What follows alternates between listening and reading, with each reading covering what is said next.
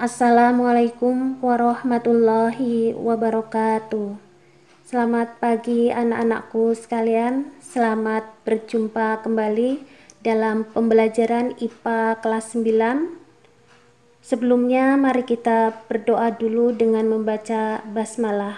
Bismillahirrohmanirrohim. Pada pertemuan kali ini kita akan belajar materi tentang listrik statis dan penerapannya dalam sistem saraf. Listrik statis dan penerapannya dalam sistem saraf. Pernahkah kamu mengalami ketika menyisir rambutmu yang kering dan tanpa disengaja sisirmu berdekatan dengan lengan tangan, maka bulu pada tanganmu tertarik oleh sisir? Peristiwa tersebut merupakan contoh listrik statis. Sistem kelistrikan dialirkan melalui serabut saraf yang disebut impuls saraf. Impuls saraf yang melaju melalui sistem saraf akan dapat melompat dari satu sel saraf ke sel saraf berikutnya. Di dalam serabut saraf, impuls melaju seperti suatu sinyal listrik. Benda bermuatan listrik. Kata listrik dalam bahasa Inggris adalah elektrik yang berasal dari bahasa Yunani yaitu elektron yang berarti ampere. Ampere adalah pohon damar yang membatu. Gejala kelistrikan pertama kali diselidiki oleh Thales dari Yunani pada tahun 640 sampai 546 sebelum Masehi. Mereka menemukan bahwa dengan menggosokkan batu amber dan mendekatkannya ke benda-benda yang ringan seperti potongan-potongan kecil daun, bulu ayam, ataupun debu, ternyata batu amber dapat menarik benda-benda tersebut. Peristiwa ini disebut juga dengan gejala kelistrikan. Peristiwa yang menghasilkan muatan listrik serta proses terjadinya. Perhatikan gambar benda bermuatan listrik. Yang A, sisir plastik dapat menarik potongan kertas setelah digosok kain wol. Dan yang B, kaca dapat menarik potongan kertas setelah digosok kain sutra. Sifat muatan listrik. Benda bermuatan sejenis akan tolak-menolak dan benda bermuatan tak sejenis akan tarik-menarik. Berdasarkan sifat muatan listrik, dapat pula diartikan bahwa muatan listrik dapat berpindah dari satu benda ke benda lain apabila mendapat perlakuan tertentu. Berdasarkan daya hantar listrik, benda dapat dibedakan menjadi dua, yaitu konduktor dan isolator. Konduktor atau penghantar adalah benda yang dapat menghantarkan arus listrik, misalnya logam, badan manusia, kayu basah, dan tanah. Isolator atau penyekat adalah benda-benda yang tidak dapat menghantarkan arus listrik, misalnya karet, porselen, dan udara. Induksi muatan listrik. Suatu benda netral jika didekatkan dengan benda bermuatan listrik akan terjadi beberapa hal berikut. Yang pertama, benda netral didekati benda yang bermuatan positif akan terjadi induksi sebagai berikut. Perhatikan gambar yang pertama, ada muatan positif, kemudian ada benda netral yang gambar lingkaran ada plusnya 4, minusnya 4, nah itu dikatakan. Induksi listrik adalah peristiwa pemisahan muatan listrik dalam suatu benda karena benda tersebut didekati benda lain yang bermuatan. Untuk menimbulkan muatan listrik yang sangat besar digunakan generator listrik. Salah satu generator yang terkenal adalah generator Van de Graaff. Alat untuk menyelidiki atau mengetahui ada tidaknya muatan listrik pada suatu benda dinamakan elektroskop. Bagian-bagian elektroskop adalah sebagai berikut. 1. bagian atas berbentuk lempeng atau bola. 2. Bagian bawah terdapat 2 helai foil atau lembaran tipis logam, bisa perak atau emas. 3. Tangkai logam dan perlengkapannya dibungkus bahan isolator, terletak dalam kotak berdinding kaca. Hukum Coulomb. Percobaan Coulomb menunjukkan bahwa gaya listrik antara dua benda bermuatan sebanding dengan muatan masing-masing benda dan berbanding terbalik dengan kuadrat jarak dua benda tersebut. Pernyataan tersebut dikenal sebagai hukum Coulomb. Gaya Coulomb berlaku pada partikel-partikel bermuatan listrik. Besarnya gaya listrik yang bekerja antara dua partikel bermuatan dapat dinyatakan dengan persamaan berikut. F sama dengan K kali Q1 kali Q2 per R kuadrat, dengan K adalah konstanta, yaitu 9 kali 10 pangkat 9 N M kuadrat C pangkat negatif 2. Q1 dan Q2 adalah muatan listrik, satuannya C atau Coulomb, dan R merupakan jarak pisah antara muatan Q1 dan Q2, satuannya M. Medan listrik. Medan listrik adalah ruang di sekitar benda bermuatan listrik yang masih dipengaruhi gaya listrik. Medan listrik dapat dinyatakan sebagai garis-garis gaya dengan arah dari muatan positif ke muatan negatif. Garis gaya listrik pada muatan positif berarah keluar dan pada muatan negatif menuju ke pusat. Berikut adalah garis-garis gaya antara dua jenis muatan.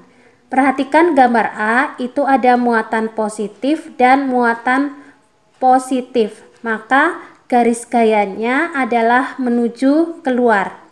Gambar yang B, muatan negatif dan muatan negatif, garis gayanya menuju ke dalam. Kemudian yang C, ada muatan negatif dan positif, muatan positifnya keluar masuk menuju ke muatan negatif. Kuat medan listrik dapat dinyatakan dengan kerapatan garis-garis gaya listrik. Semakin besar kuat medan listrik, garis-garis gaya yang digambarkan akan semakin rapat.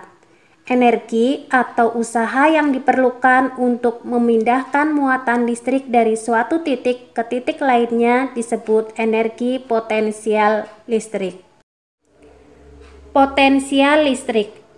Elektron bergerak dari plat B ke plat A seperti dilukiskan pada gambar berikut. Arah gerak elektron berlawanan dengan arah garis gaya listrik. Perhatikan gambar di bawah ini, itu ada panah dengan huruf F menunjukkan garis gaya listrik, kemudian panah dengan huruf E menunjukkan elektron. Jadi antara gerakan elektron dengan arah garis gaya listrik itu berlawanan. Untuk memindahkan elektron diperlukan usaha. Besarnya usaha yang digunakan untuk memindahkan muatan dari B ke A, persatuan muatan disebut potensial listrik.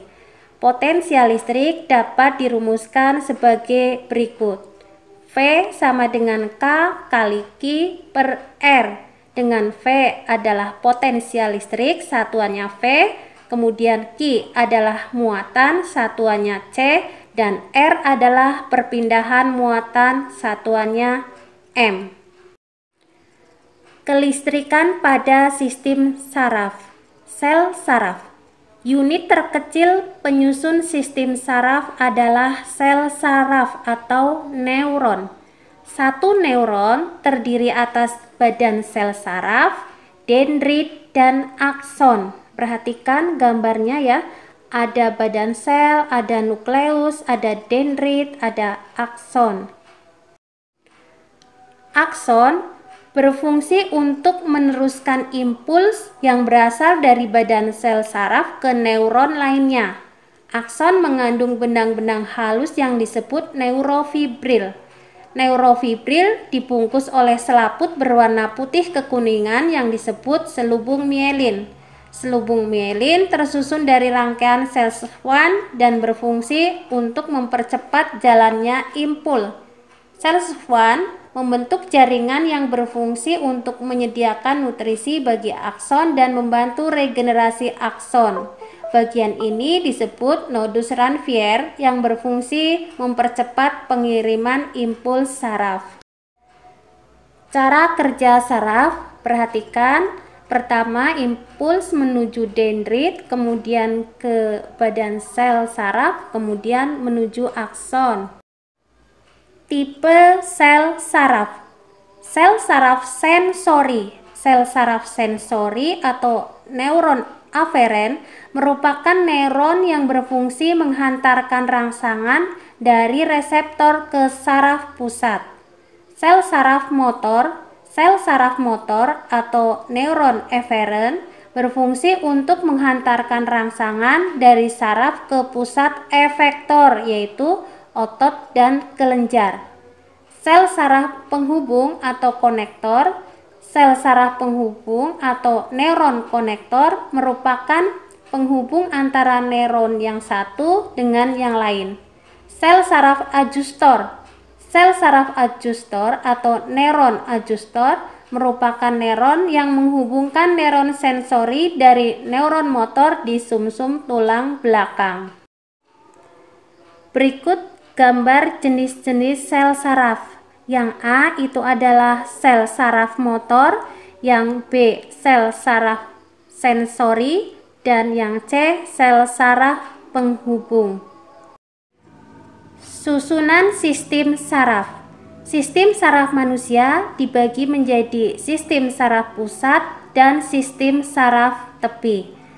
Sistem saraf pusat dibagi lagi menjadi otak, kemudian sumsum tulang belakang, dan sumsum lanjutan. Untuk sistem saraf tepi dibagi menjadi somatik atau sadar dan otonom atau tidak sadar. Sistem saraf pusat. Sistem saraf pusat berfungsi sebagai pusat koordinasi. Sistem saraf pusat tersusun dari otak, sumsum lanjutan, dan sumsum tulang belakang. Otak terbagi atas otak besar, otak tengah, dan otak kecil. Antara otak dan sumsum tulang belakang terdapat sumsum lanjutan atau medula oblongata. Otak besar atau cerebrum. Otak besar berfungsi sebagai pengendali berbagai aktivitas tubuh yang disadari, yaitu berpikir, kemauan, ingatan, mendengar, membau, bergerak, dan melihat. Otak tengah atau mesencephalon merupakan penghubung antara otak depan dan otak belakang. Otak kecil atau cerebellum sebagai pusat keseimbangan tubuh dan koordinasi gerak tubuh. Sumsum lanjutan atau medula oblongata sebagai pusat pengatur denyut jantung dan tekanan darah, gerak pernafasan, pelebaran dan penyempitan pembuluh darah, refleks menelan, muntah, batuk, dan bersin. Sumsum tulang belakang atau medula spinalis untuk meneruskan jalannya impul dari dan menuju otak serta pusat gerak refleks. Sistem saraf tepi. Sistem saraf tepi merupakan saraf penghubung antara saraf pusat dengan organ-organ tubuh. Sistem saraf tepi terdiri atas saraf sadar atau somatik dan saraf tidak sadar atau otonom. Perhatikan gambar di samping adalah merupakan sistem saraf tidak sadar atau otonom terbagi menjadi parasimpatik dan simpatik. Saraf parasimpatik dan saraf simpatik bekerja secara antagonis atau berlawanan. Misalnya, parasimpatik memperkecil pupil, maka simpatiknya memperbesar pupil. Parasimpatik memicu sekresi air liur, simpatiknya menghambat sekresi air liur. Begitu seterusnya, intinya adalah simpatik dan parasimpatik bekerja secara berlawanan. Impuls saraf. Ada dua macam cara yang dilalui impuls, yaitu jalan panjang dan pendek. Jalan panjang merupakan jalan impuls yang dikendalikan oleh otak berupa kegiatan-kegiatan yang kita sadari. Jalan pendek ini terjadi pada gerak refleks. Untuk gerak yang disadari, mekanismenya reseptor, saraf sensorik, otak, saraf motor, efektor. Untuk gerak refleks, reseptor, saraf sensori, sumsum tulang belakang, saraf motor, efektor. Jadi untuk gerak yang disadari berpusat di otak, untuk gerak refleks berpusat di sumsum tulang belakang. Kelistrikan pada jantung. Perhatikan tanda panah, di situ ada nodus sinoatrial, kemudian ke atrium kanan, dari atrium kanan ke atrium kiri, kemudian kembali ke nodus anterioventrikular, ke berkas His, kemudian ke serabut Purkinje. Kelistrikan pada tulang. Tulang mengandung kolagen dan apatit. Kolagen merupakan suatu bahan piezoelektrik, yaitu apabila diberikan suatu gaya kepada kolagen akan terbentuk potensial arus listrik searah kecil. Kolagen menghantarkan arus listrik dengan muatan negatif, sedangkan kristal mineral tulang atau apatit yang terletak dekat dengan kolagen menghantarkan arus listrik dengan muatan positif. Pada sambungan antara kedua jenis semikonduktor ini, arus akan mengalir ke satu arah yang mengindukasi dan mengendalikan pertumbuhan dan regenerasi tulang. Hewan yang mengandung listrik. Yang pertama, ikan belalai gajah. Ikan ini memiliki tonjolan seperti belalai dari kepala. Organ ini diselimuti oleh elektroreseptor yang berfungsi untuk pertahanan diri, komunikasi dan navigasi, serta mencari mangsa. Di bagian ekor dilengkapi dengan organ yang menghasilkan listrik khusus yang terdiri atas ribuan elektroplak. Hewan kedua yaitu pari listrik. Ikan bertulang rawan ini memiliki organ penghasil listrik di kedua sisi kepalanya. Kejutan listriknya digunakan untuk mengusir predator dan menyetrum mangsanya. Berikutnya belut listrik. Belut listrik menghasilkan listrik hingga 600 volt dan arus listrik 1 ampere atau 600 watt selama 2 milidetik. Jika diganggu, mereka dapat menghasilkan sengatan sebentar-sebentar selama 1 jam. Hiu kepala martil. Hiu ini memiliki ratusan ribu elektroreseptor sehingga dapat mendeteksi sinyal listrik yang lemah sekalipun dari mangsanya. Ampula mendeteksi medan listrik yang dihasilkan oleh hewan lain di bawah air, sehingga memungkinkan martil untuk memindai mangsa dari dasar laut. Ampula Lorenzini juga dapat mendeteksi medan magnet bumi yang digunakan untuk mendeteksi arus laut yang bergerak dalam medan magnet bumi.